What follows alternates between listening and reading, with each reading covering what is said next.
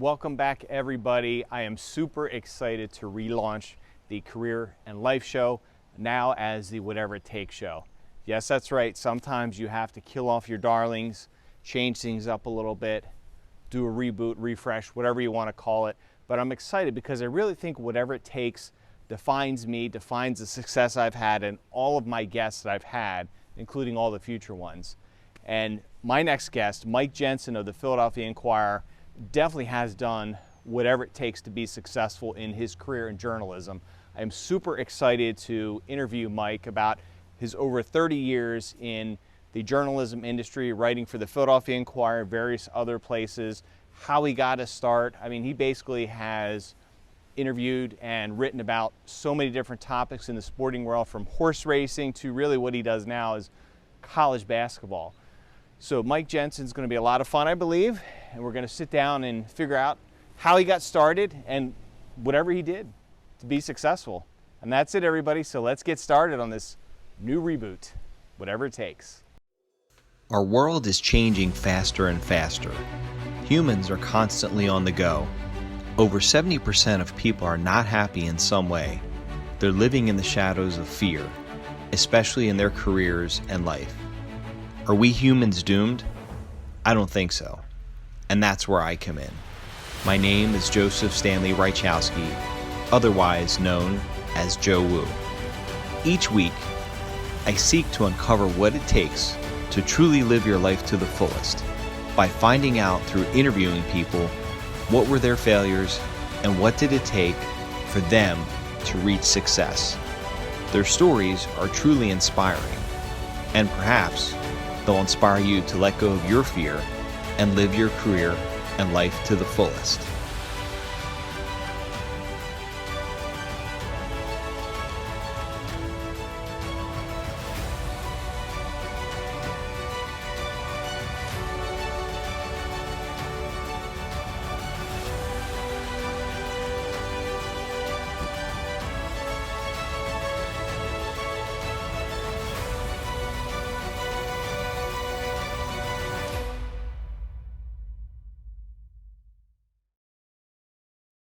All right, everybody. I am joined by the great Mike Jensen of the Philadelphia Inquirer. Mike, what's going on?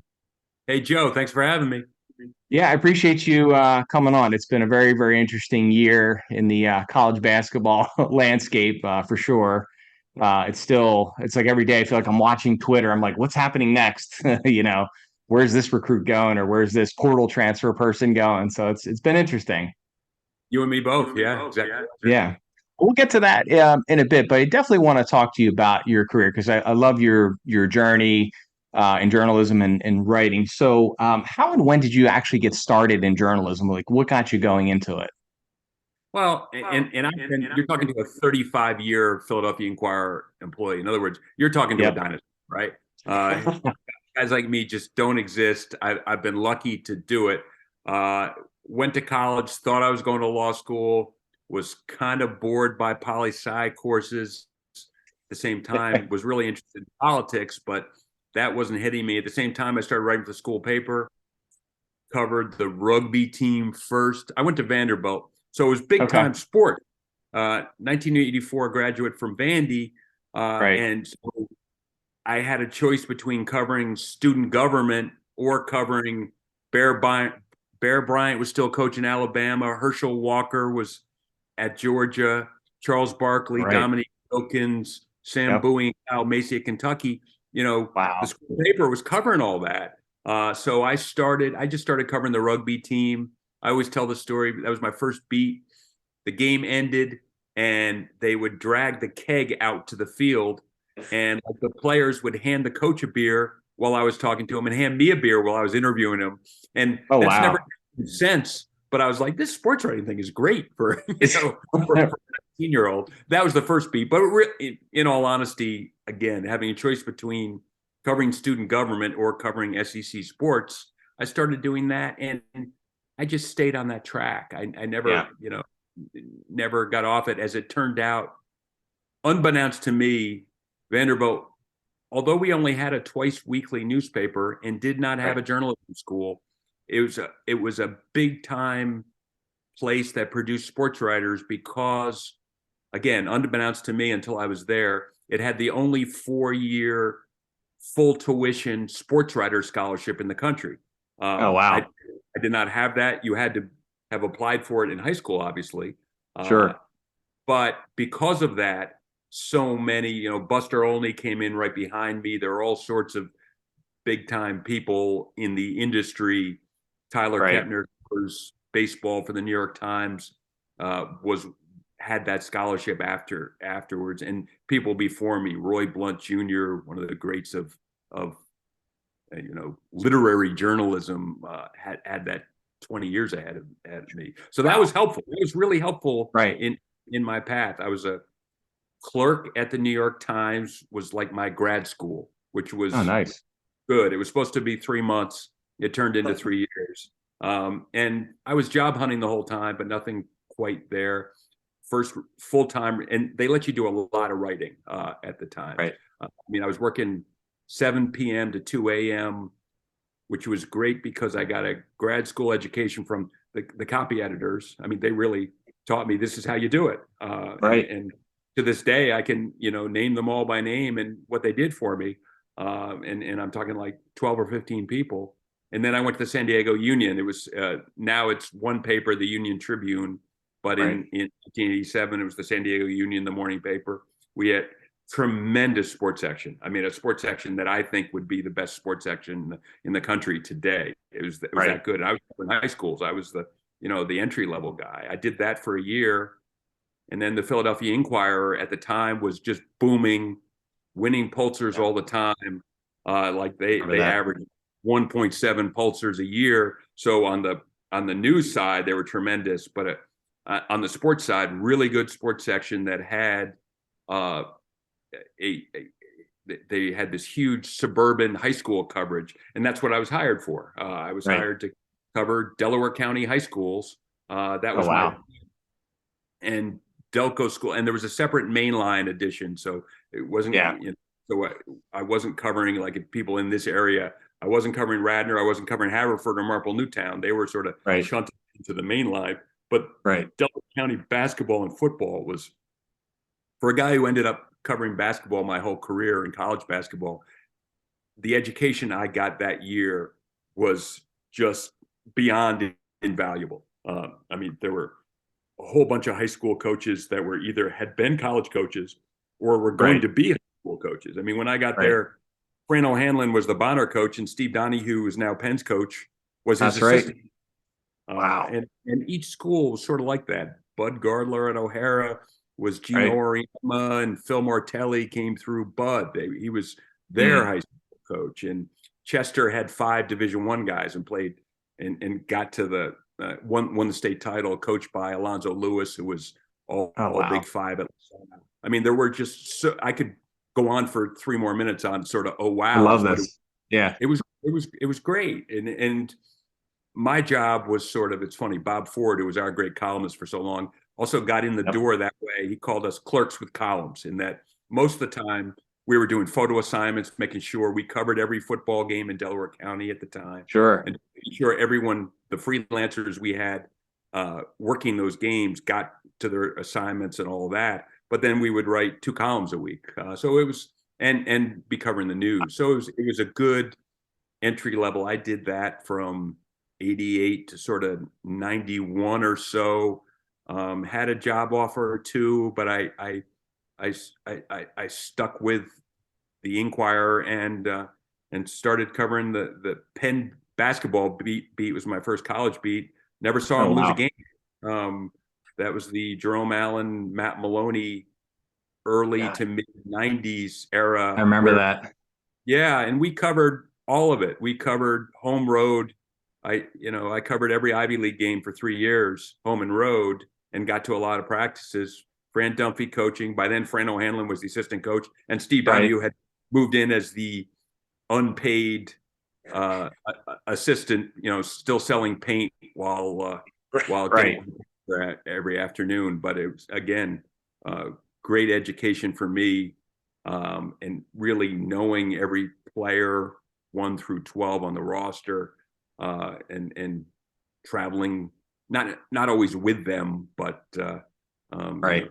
same hotels and all the rest. And did that. Then I was I think I may have picked up overlapping Villanova football at the time, Right. and then covered 2 years of Villanova basketball. The last 2 years of Alvin Williams and Jason Lawson. So it was 1 year of Kerry Kittles, Yep. Terry phone card scandal. I remember that. Sure. Yeah. Yeah. And then 1 year of Tim Thomas, and wrote about the recruiting of Tim Thomas. We did a 5-part series on the recruiting of Tim Thomas. Was that you that did that? Because I still have that copy somewhere in my basement in a bin. The wooing of Tim Thomas, I think. Yeah, Mike Sokoloff and I, two of us did Wow. it together. And Mike Sokoloff, who's written a ton of books and really good books, and has a New York Times Magazine contract for the last 10 years as a contributing writer. The two of us did it together, and which was Oh, that's right. I got to look that up. I got to find that now. I got to take a picture and send it to you. That I still have that because I love that. I remember I was at this, I guess it was at a 7-Eleven. I saw this, like, oh my gosh, there's a Villanova article. And I'm like, that's really cool. I'm like, boom, I picked that up and I kept that ever since. And I remember reading that and rereading it. I'm like, this is a really great story. yeah, there was a lot to it, and Yeah. so that was interesting. But then they said, "Do you want to cover John Chaney?" And I was like, "Yes, I do." So I covered the last 9 years of John Chaney's career, which Right. includes 2 Elite Eights, and then the last 4 or 5 years where they didn't make the tournament. So the Right. last John, which were still not boring at all because it was John. I mean, the beat wasn't so much Temple basketball; it was covering John Chaney. Yeah. Oh, of course. I covered that character. Yeah, no, it was stealing money. John did not believe in saying the words. He didn't say off the record. You sort of have Right. to figure out. I think he liked the print press because we couldn't get MFer in the paper. He Right. could just talk, and, Yeah. and there would the bleeps would be taken out. But in truth, he was different than any, as advertised. I wrote when he died. I said, Yeah. everybody thought he was crazy, but he knew exactly what he was doing. But then when you think he knew exactly what he was doing, he showed you he was crazy. So he was. Yeah. Yeah, I would say I always said that because I remember because my cousins went to Temple and they were like, "Hey, he's crazy." I'm like, "No, I feel like he's always got some method to his madness." I think the only time I felt he didn't is when John Calipari at UMass basically came in and started beating them and like just shocked, and he really tugged at him pretty good, and that was something else to witness and see. Yeah, there were layers to that for sure, Yeah. and you're right that John coming in hard, Calipari coming in hard, definitely impacted that sort of madness of his. I happened to have been up. I wasn't on the Temple beat yet at that point. I think I was probably still on beat but I was up there when he went after Calipari. I was filling in for our Temple guy had hurt his back or had knee surgery or something. So I was up there, and so that was crazy, obviously. Yeah. But there were other times that John, Goongate with St. Joe's, and even earlier times. I mean, when John went off, he didn't usually go off. I mean, refs actually kind of liked John. He was hard to ref a game for, but when he went off, he was to the moon. Yeah, look out. So what would you say is probably what do you love most about what you do as a writer? Like what's the one thing? Is it the traveling? Is it just meeting people or just writing a really good article that you would say? Yeah, I mean, it's definitely not the traveling. I'm good with not traveling at this point. But what I would say is, yeah, it's just always something different. And I was sort of blessed in several ways that in Philadelphia, great college basketball town. So, every time, even if Temple wasn't in the Elite Eight, but the year, Jameer and Delonte, I got there. I was thrown in as the third guy on that. So I literally, any time anyone made the second weekend of the tournament, I was there. Final Fours, I was there. Yeah. And then I ended up becoming a college columnist. So it was my job to be there. And by the time Villanova, when they won 2016, I was at that Final Four, was part of, 5 or 6 of us were writing from there. And then the next season we started doing, because we could detect, we have real-time analytics to the number. we can tell where our readers are and what they're interested in. We started having me go to every Villanova home basketball game and writing a column like for the next morning. So Interesting. and Jay even said to me, "You're around more." I said, "Well, you won a national championship, you know." And he said, Right. "Well, I was." He said, "I was hoping that was the reason." You know, I mean, we could see the difference, Yeah. and in terms of readership, fan base. You know, you're a Villanova guy. It had always been there. It's there more. You Right. know, Villanova does better numbers than the Flyers, Yeah. including in this year where they struggled.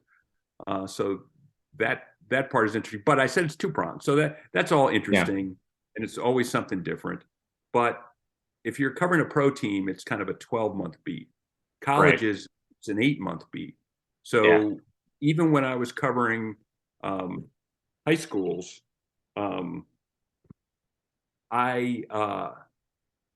they told me, I think in 1989, "Hey, you're our soccer writer," and I had not covered any soccer before in my career. I had some friends on the high school soccer team, but that wasn't my sport. But I said, okay. But within late 1989, I was at a World Cup qualifier in Trinidad, in Port of Spain, and they sent me down there for a week. That's when we were still printing money in the newspaper business. And it was just fantastic. That, I mean, the country stopped for this World Cup qualifier because Trinidad was going to be the smallest country ever to make the World Cup. All they had to do was tie against the U.S. Remember that? Home. But they didn't do it. The goalkeeper kind of lost a shot by Paul Caligiuri in the sun. It was 1-0 U.S. final. U.S. got into that World Cup. They got that spot. If they had not gotten in that spot, I believe that Major League Soccer wouldn't have been formed as a league by then, because the 1994 World Cup came along right after that. They'd already been awarded the World Cup, but there were questions of whether they were going to let them keep it. If they, as a host, they would have been in it, but it would have really taken a lot away. So I ended up covering the 1994 World Cup, and my assignment was find the best story every day. Before the World Cup, it was where in the world should we go? One place. And I picked Bogota, Colombia. So even before the documentary Escobars, that was my story then in real time. Wow. Pablo Escobar had just died 6 months before, and it was writing this country that had been sort of funded by narco dollars. But separate from that, had this overwhelming love of the sport and a special generation that had just blown out Argentina in World Cup qualifying and was one of the favorites in the World Cup. So there was so much there. So I was down there for a week, and then finding the best story, whether it was Maradona scoring a goal against Greece and then getting kicked out of the World Cup for a cocktail of drugs he was taking, you know, according to the drug tests. And you know, the Irish in New York taking over Second Avenue pubs. I had to go to those pubs and sit there and meet all those people. The Irish, you know, it was great. So I did that through the 1999 Women's World Cup. Went to France in 1998. Spent a week in Korea in 2002. That was the last Men's World Cup I did any part of. Oh, wow. And then they switched me to, again, just sort of stumbling into things. They didn't have, we always sent somebody to the Kentucky Derby. We didn't have anyone that year. They said, Jensen, go to the Derby. And that was the year of Smarty Jones in Philly. Oh, that's right. I remember that. Wow. So Smarty Jones, the Fleet Alex Barbaro, the next 3 years were just sagas. I always say I could cover a kind of a chapter of Philadelphia sports history with those horses. Of some drama and just, wow. Each was just a complete saga. Each just missed the Triple Crown in its own way. While Barbaro, you know, ended up breaking his leg and then being in Chester County for a year after winning the Derby, broke his leg in the Preakness. But there were, I remember that. And those tales were just old time sports writing in some ways. It was great to cover them, and then I would just go back to the college beat during the year. So that's, you know, I feel like there was sort of a sweet spot that the Philadelphia Inquirer covered everything, but then within the sports department, you got to cover it. So That's that's nice. sort of, and you know, when the Eagles made the Super Bowl, they sent us all there. When the Phillies were, you know, 08, 09, 10 was covering all that through 11, and then I didn't cover another baseball game until I think last season. And it was like back to the auxiliary press box, you know. Yeah, exactly. So it was something. all good. So I mean, so that's something with all the places you've been. I never knew that. I mean, I knew you were around and you went to a lot of places, but the country, that's got to be something to be able to do all that. yeah, no, at the time, like I said, we and the Inquirer really covered the world, so we tried to do it as the sports. I think they ended up sending me to 9 countries. Pretty good. Something. So with all the writing you've done, how do you handle your critics? And obviously with social media now, I mean, I see it all the time, man. I get hammered all the time with critics. I put something out there, a thought or, you know, a leadership post or something like that. And I've learned you got to roll off it. But I mean, how do you handle that? Because obviously with Twitter now, everybody's coming at you. So what's the method to your madness to handle it, not let it bother you? I handle it by having 3 daughters. I always say, whatever anyone says, you can't touch me. I mean, I'm not trying to write anything for effect. I'm trying to write, you know, what I know, how I know it, how I see it, the best of my ability. And if you disagree with me, that's perfectly fine. It, you know, but I don't, you know, there's a sort of newspaper saying, don't read the comments, you know, and which I abide by. I don't read online comments. I don't read message boards. I really don't. I don't subscribe to them. Me too. Even most of them are behind paywalls. And I don't mean that with any disrespect. I think the crazier the fan base is, the better the fan base is. Yeah. You know? So I mean that's all good, and it goes back, you know, right from my start, before I had daughters, right when I was starting. I remember it bothered me a little bit, and I can remember a Villanova time. You know, there were no message boards at that time. It was old school. I was still covering high schools, but I covered a Villanova Delaware football game, and Villanova won the game. So it was a big game at Delaware. They won, but I kind of agreed. Tubby Raymond, Delaware's fabled coach, was sort of not whining, but just sort of dismissive that his team lost more than Villanova won. And I sort of bought it. I kind of agreed with it. But instead of giving, hey, Philadelphia newspaper covering Villanova winning at Delaware at the time was important. And it sort of gave it, you know, short shrift compared to Delaware losing it. Andy Talley, who I you know, got to know really well over the years, covered a beat, ended up writing a column saying they should name the football stadium after him. They named the football offices after him. But at the time, he went on his radio show, blasted me. And then people wrote letters. One wrote a letter to Frank Dawson saying I should either be fired or shot, you know, that sort of things. And at the time, I was like, oh, that maybe, you know, it not that, you know, I cried myself to sleep or anything like that. But at the time, such things I worried about more.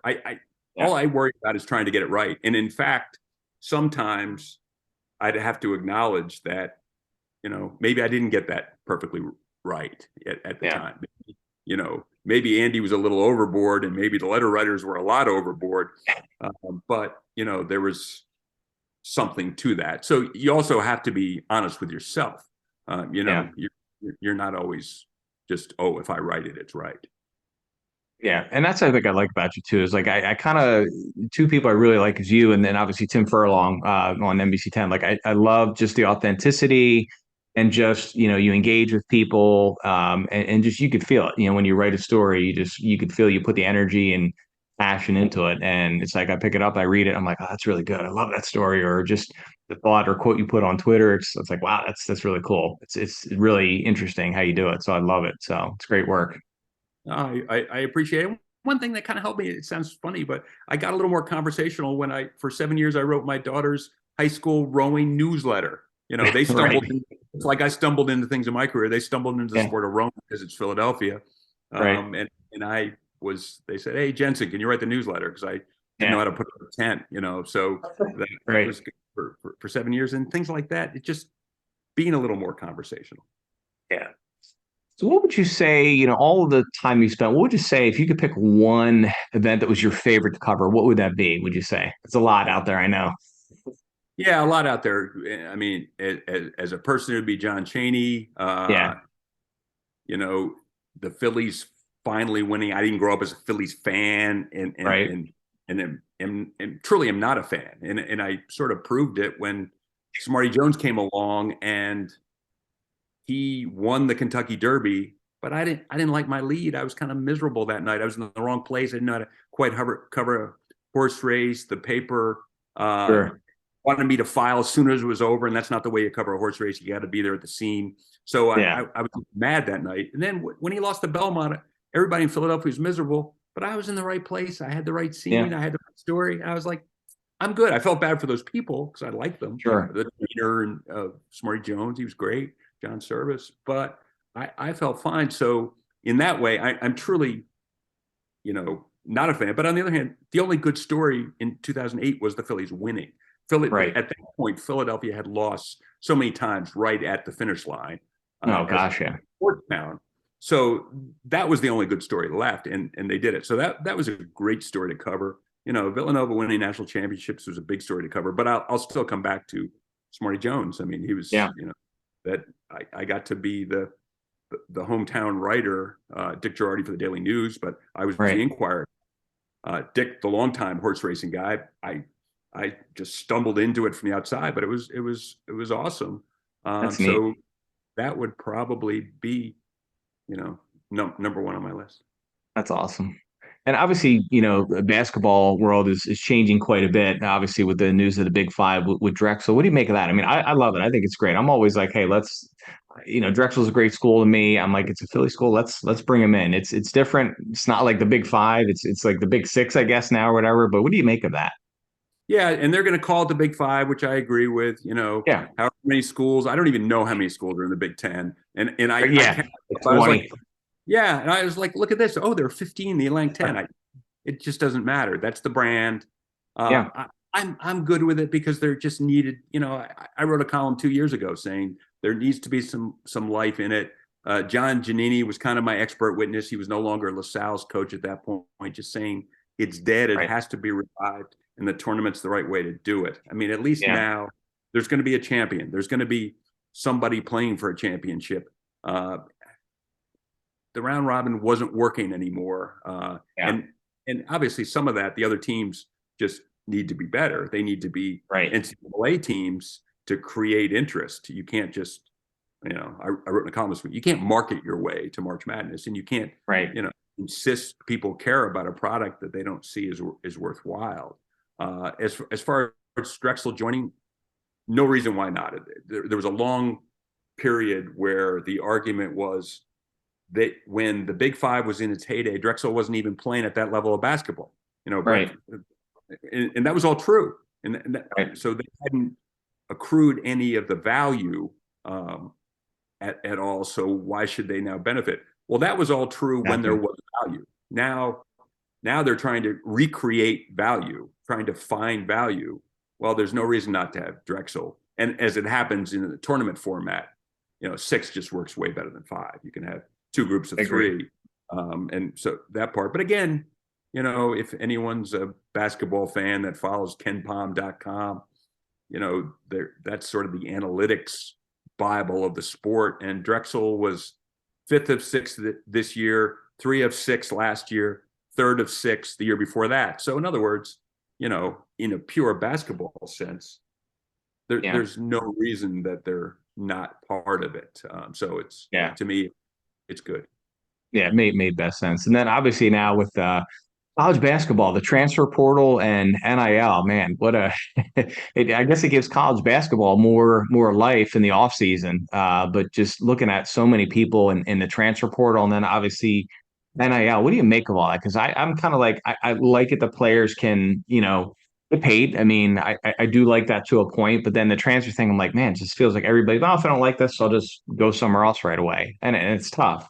And I get the argument, about the coaches. Well, they can always upgrade and go somewhere else, but it's just so chaotic, I think, you know. Yeah, and the chaos happened. It was almost a perfect storm of chaos in terms of, so NIL camp has come along, Right. and but even before that, when they decided instant eligibility for transfers, so that Yeah. means true free agency. You don't sit out a year. Right. Huge, and I think that, and the argument is a sound one that, well, if coaches can move, why can't players move? Sound Right. argument.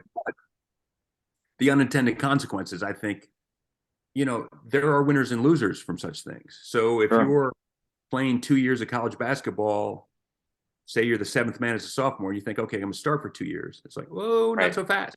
We're bringing in Jimmy over here, and he's a starter. So you don't really have that lack of continuity. Again, winners and losers among the players themselves. Right. And then also a huge one right here.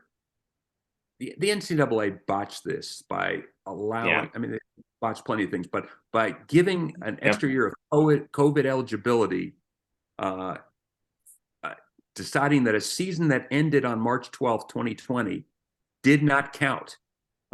When some of the players had literally finished a full season. They were done Right. at that point. Yeah. It was, Yeah. Thursday of tournament week, Right. when they called it all off, and deciding that none of that counted. Everyone was going to get an extra year of eligibility. The unintended consequences of that are, all of a sudden for the next 3 years, nobody needed freshmen. They had to be Right. older, and there were winners and losers there. So winners, Sure. Villanova gets in the Final Four. Colin Gillespie, fifth-year player, not even Right. redshirt. Like, he played 5 years of college basketball. Jermaine Yeah. Samuel played 5 years thing. of college basketball, and that got them to the Final Four. Right. We, there's no chance they're in it without them. Right. So they're a winner, but high school players, I think there was a statistic, like was it this year's Elite Eight? It's either Sweet 16 or Elite Eight. I want to say Elite Eight, Right. but there was only one freshman starter on the Elite Eight teams. Oh, wow. It's just sort of a different landscape, and there just wasn't a reason for it. And because of that, everyone needed to get older. Well, the transfer Right. portal, you could get older quicker. Yeah. And but what happens is the big boys raid the next level down, Yep. and then the mid majors raid the low majors. The low majors literally can, if they have a little bit of NIL money, they're literally paying Division II players who are good, and Right. we've seen that a good Division II player is in fact a Division I player. So that's not Right. a slight in any way. I mean, Sure. FD got to the second weekend with I think their top three scorers came with Tobin Anderson from Thomas Aquinas. Right. Were Division II Yeah. players, and they were good Division I players, Right. even in March. So all this has just created this sort of chaotic. I'm with you. If there's all this money there, who should be getting paid? Right. So there's a very logical argument that this is the way it should be, and everyone was just sort of flying blind and Yeah. rooting for the old alma mater, when in fact there was money being made, right here under our noses, right? Right. And obviously, you're a Villanova guy. Jay Wright was getting a tremendous amount of money. Oh, yeah. And there's a tremendous infrastructure surrounding that sport, and that whole infrastructure of college sports there. Right. So, players partaking, fair value. Absolutely. Yeah. And I think it's, in one aspect for me, it's kind of fun because, like, with Hunter Dickinson, it's like, all right, what's happening? It's kind of like, it kind of reminds me a little bit of football, like free agency. Like, I like it, because you miss college basketball. And my son and I are like, every day we're like, he's like, where's Hunter going? And he's just getting started in basketball. He's 12. And he's like, what do you think about this? And like, we're having conversations we've never had. And it's so interesting to hear his perspective. But at the same time, it's like, to me, it's like, man, it's a free for all right now. And I just think it messes it up a little bit. But like you said, somebody going from Division II to Division I, sure, I could see that. It's great. It's an upgrade. Or somebody like a Grant Basile who came from Wisconsin, I think went to Wichita State and progressed to Virginia Tech. I mean, that's That's awesome to see that progression. And the guy's got a chance possibly, I think next year to go to the NBA or something. So I like that, but I don't know what the NCAA is going to do with all this, but it just seems like everybody's throwing bags of money around right now. And it's like, wow, who's got who? So, Your 12-year-old can watch it in real time. yeah, Uh, in terms of, on social media, he can see, right. oh, Dickinson's got a Zoom call with Kentucky today, Yeah. that sort of thing. And Kansas is involved now. Does Villanova have a shot? Or is it just going to be Georgetown and Maryland for Hunter Dickinson, et Right. cetera? So Yeah. no, That's the fun of it. I'll come home and he'll be like, "Yeah, did you hear?" I'm like, "No, I didn't have a chance." I'm like, "He's on the pulse." I'm like, "Wow, this is so fascinating." And I said, "Yeah, 30 years ago, we didn't have these devices, and we found out from reading the paper, or somebody would pick up the home phone and call and say, 'Hey, did you hear?' Or like when Michael Jordan retired, 'Hey, you hearing this?" And you heard it on the right. radio, and it was like hours later. I'm like, "Wow!" And now it's like in an instant. It's amazing, truly Too fast. something. Yeah. So as we wrap up here, big question for you is like, what advice could you give to somebody who wants to break out into journalism and writing? Like, what's one thing that you could give that could help somebody coming up? Well, I still think writing good sentences matters. Right. That there is, whether it's on your phone or on your computer or on your tablet or whatever device comes along, I still think that people read as much as ever. Right. Finding the business model is a whole different thing. So I don't know.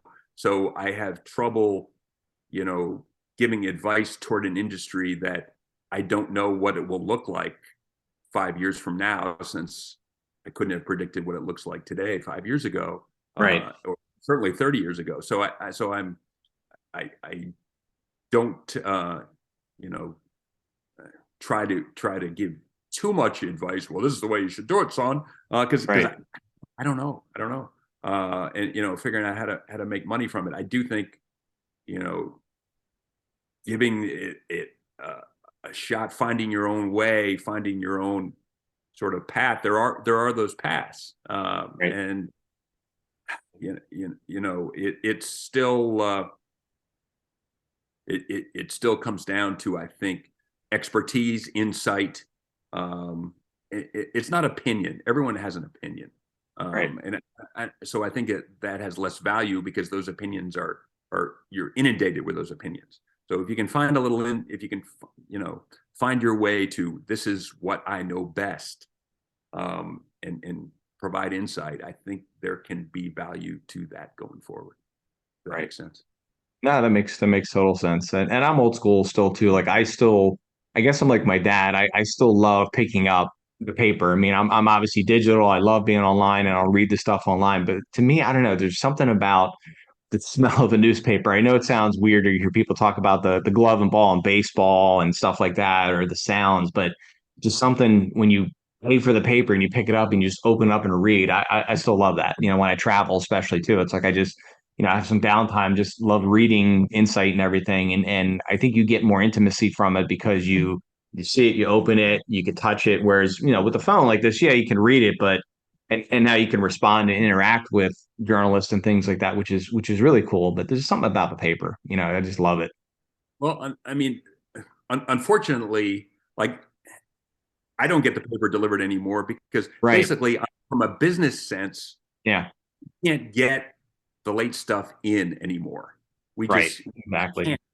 And I always tell people who complain about that, listen, it shows up on your phone 15 Right. minutes after it's over, and 15 minutes after, like, if I file something with quotes and it's not on our website 20 minutes after I file it, I'm getting antsy and saying, hey, did you get that to the editors? Right. They're putting things up so quickly.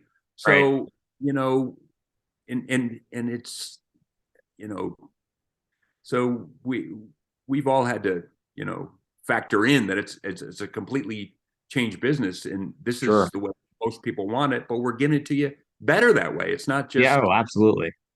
so that part of it. But I'm still the same way. I still, and have a couple of magazines that I had dropped, but I found Yep. I missed them, and it wasn't the same in the phone, so I resubscribed, and I love the fact that people are still subscribing to the paper, obviously, that's a huge part of Yeah. our revenue base, basically. Right, exactly. But it's a good balance. I love the online, like you said, because you can get it immediately and you see it and it's there. And again, I think it's a nice balance of, you get the Sunday paper and there's some really good insight and articles like you've had in there. So it's great stuff. So what's next for Mike? What's next on your horizon? Obviously, we're still having the college basketball stuff, and hopefully that settles soon. But what's next for you? Yeah, I can say, and I sort of try to speak this into existence, that the next big project is not an Inquirer project. It's a book on Philly hoops, and that's Nice. Just starting the reporting of it. But and the idea of the book is to lay out the ways that the city of Philadelphia has had an impact on the game of basketball. And they're, Oh, I love that. Yeah, I'm over 25 chapter thoughts already that I have a Wow. different Google Jeez. Doc for different thoughts, from Paul Arizon's jump shot and Wilt through all Dawn Staley obviously is a chapter, John Chaney is a chapter, et cetera, et cetera, et cetera. Yeah. Some of the et ceteras that I will run out of chapters before I run out of et ceteras. That's awesome. Oh yeah, you think about it, we do have a rich basketball history. I mean, just pros in college. I mean, when you mentioned, John Chaney, Herb McGee, Phil Martelli. I mean, geez, Rolly Massimino. I mean, just so much. And even now with Jay and some of the newer coaches, and hopefully they'll carve out some good history. But it's amazing the history we have in this city and state. Yeah, and how it played out, what impact that really had, that spread out. For instance, I mean, Pepe Sanchez won a Olympic gold medal as a starting point guard for Argentina. First Right. time that you did not win in all those years. And that doesn't happen if he doesn't just show up from Bahia Blanca, Argentina, to play for John Chaney and get some sort of reining in his soccer instincts. I was the beat guy on that team, so I know. Oh, so wow. my goal is to get to Argentina for this book purpose, and Right. see how that spread out. And there's so many examples of that. That's awesome. Well, Mike, thank you so much for taking the time today to be interviewed. This was awesome. Fascinating journey of your career and your journey and Philadelphia sports. It's been awesome. Oh, appreciate you having me. Thanks very much, Joe. All right. Thanks, everybody. That was an awesome start to the new rebranded Whatever It Takes show. Thank you, Mike Jensen. Loved your passion, loved your authenticity, and that's really what it's about. Understanding whatever it takes to get the job done. And Mike, I think you epitomize that in all your journeys around all the countries across the world, traveling, covering so many stories. I mean, obviously the big horse racing story in Smarty Jones, now to local college basketball and what you do. And you could feel the passion coming out of your writing when you write things. And Mike said it best, gets to know the players on the team, roster spots 1 through 12. So we can really write and get intimately involved with the sports that he covers and how he crafts his work. And it's truly amazing to see that in this day and age we have great journalism like Mike, who's still got it and who's still going strong. And obviously the way to deal with critics, that's a big thing, because let's face it, when you're in a spotlight doing things like this, or you're writing, or you're in front of the camera, the critics constantly come out and they hammer you and hammer you. And I loved how Mike really takes that. Like he said, maybe you get it right sometimes, or there are times where, I didn't get it right. And he was honest about it. And that's truly what makes great journalism, is the honesty and authenticity. So Mike Jensen, thank you so much. And we'll see you next time on the Whatever It Takes show.